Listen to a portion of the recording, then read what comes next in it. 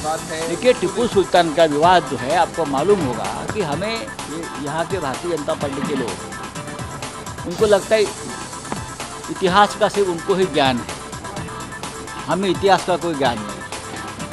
ये जो नया इतिहास लिखने के लिए बैठे हैं ना सब इतिहासाचार्य, हाँ, हिस्टोरियन, पूरा इतिहास बदलने के लिए बैठे हैं। हमें मालूम है टिप्पू सुल्तान, हमें मालूम है मैसूर स्टेट, हमें मालूम है श्रीरंगपट्टनम, हमें मालूम है सब कुछ, टिप्पू ने क्या क्या किया है, हमें सब मालूम है। कैसे कन्वर्शन किया है, क्या किया है, कैसा अत्याचार किया है, कैसी लड़ाई भी की है ब्रिटिशों के खिलाफ, सब कुछ मालूम है। ये हमें भारतीय जनता पार्टी से सीखने की ज़रूरत नहीं है। और महाराष्ट्र में अगर ये बात करते हैं ये लोग कि अगर टिप्पू का नाम उसको दिया है तो हम महाराष्ट्र में ये करेंगे वो करेंगे, भाई छोड़ दे बात, आपकी मुँह में शोभा नहीं देगी। यहाँ की सरकार समर्थ है निर्णय लेने के लिए, सब कुछ करने के लिए। आप इतिहास, नया इतिहास मत लिखिए। जो दिल्ली में इतिहास बदलने की कोशिश चल रही है ना, आप जारी रखिए, वो भी आप नहीं बदल पाए। असम की स्थिति की भी बात कर रहे हैं। तो राष्ट्रपति कोविंद जी ने जो कर्नाटक में जाकर टिप्पू सुल्तान का गौरव किया था कि एक ऐतिहासिक योद्धा है टिप्पू सुल्तान, एक स्वतंत्र सेनानी है टिप्पू सुल्तान, तो क्या आप राष्ट्रपति जी का भी इस्तीफा मांगेंगे? ये भारतीय जनता पार्टी ने स्पष्ट करना चाहिए। ये ढोंग है, ये ढोंग है, ये एक नौटंकी है। हमें मालूम है मुंबई महानगर पालिका बीएमसी, महाराष्ट्र की सरकार इस मामले में निर्णय लेने में बहुत सक्षम है। टिप्पू सुल्तान के नाम को लेकर क्या महाराष्ट्र में कुछ दंगे करने का या कौन करेंगे दंगे? हिम्मत है? कौन करेंगे दंगे? बताइए। जो दंगे करने की बात करते हैं ना, करके दिखाइए। या ठाकरे सरकार है, करके दिखाइए दंगे। सर, राहुल गांधींचं ट्विटरचं जे अकाउंट होतं ते बॅन केल्यानंतर त्यांचे ट्विटरचे फॉलोअर्स जे आहेत केंद्र सरकारच्या दबावामुळे कमी होत आहेत. राहुल गांधी आज पत्रकार परिषद घेतात. त्यांची पत्रकार परिषद आम्ही ऐकू, ते काय सांगतात ते समजून घेऊ.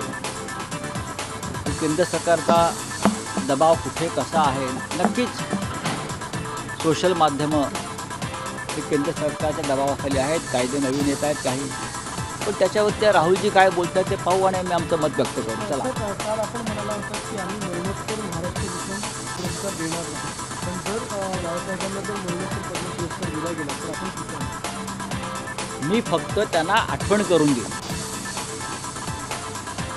आता वीर सावरकरांसाठी गेल्या काही वर्षामध्ये हे सरकार आल्यापासून मरणोत्तरच पुरस्कार दिले जातात.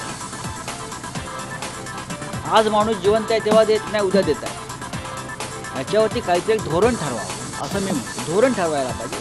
वीर सावरकर किंवा बाळासाहेब ठाकरे, महात्मा फुले हे अपवाद आहे, हा सन्मान आहे. पण पद्मश्री पण तुम्ही मरणोत्तर देत आहे, पद्मभूषण मरणोत्तर देत आहे, पद्मविभूषण मरणोत्तर देत आहे. आणि निवडणुका जात धर्म पाहून देत आहे. हो, बंगालात निवडणुका आहेत म्हणून तिकडे त्या उत्तर प्रदेशमध्ये आहेत म्हणून कल्याण सिंग जिवंत असताना का नाही दिलं? कल्याण सिंग हे त्यांच्याकडे मी भारतीय जनता पक्षाचे नेते म्हणून पाहत नाही. कल्याण सिंग नसते तर नक्कीच अयोध्येत त्या काळात शांतपणे बाबरीचं पतनही झालं नसतं. आम्ही होतो तिकडे, आम्हाला माहिती आहे, आमचे शिवसैनिक तिकडे होते. कल्याण सिंगांच्या भूमिकेवर सुद्धा कल्याण सिंग, नरसिंहराव, डॉक्टर शंकरदयाळ शर्मा हे सगळे होते तेव्हा सत्तेवर. कोणी उत्तर प्रदेशमध्ये होतं, कोणी दिल्लीमध्ये होतं. किंवा कल्याण सिंगांचा सन्मान करण्यासाठी तुम्हाला त्यांच्या मृत्यूची वाट का पाहावी लागली? सर, हिंदी में जानना चाहेंगे जो अवार्ड की बात की, पद्म अवार्ड। देखिए, आजकल मैं देख रहा हूँ कि पद्म अवार्ड, भारत रत्न की बात मैं छोड़ देता हूँ, पद्म अवार्ड वो मरणोपरांत ज़्यादा दिए जाते हैं। आदमी आज जिंदा है, इतना बड़ा आदमी आज जिंदा है, आज जीवित है, तो मरने के बाद तुरंत छू दिया जाए। कल्याण सिंह कल तक जीवित है। कल्याण सिंह का योगदान बहुत बड़ा है सार्वजनिक जीवन में। राम मंदिर की लड़ाई में मैं मानता हूँ ये, लेकिन कल तक तो जीवित थे। अगर वो जीवित थे उस समय अगर देते तो वो भी देते कि मेरा सम्मान हो। ऐसे बहुत से लोग हैं जो इंटेंसिव केयर यूनिट में होते हैं और उनको दिया जाता है, उनको पता भी नहीं होता कि मुझे सम्मान दिया है। अब उस बारे में कोई एक भूमिका होनी चाहिए। मैं भारत रत्न की बात नहीं करता। भारत रत्न का एक बड़ा सम्मान होता है। वीर सावरकर के लिए हम अभी तक वेट कर रहे हैं। हमने बाला साहब ठाकरे जी की मांग की, लेकिन जब चुनाव आते हैं तो ऐसे पुरस्कार दिए जाते हैं, स्टेट देखकर, कास्ट देखकर और धर्म देखकर।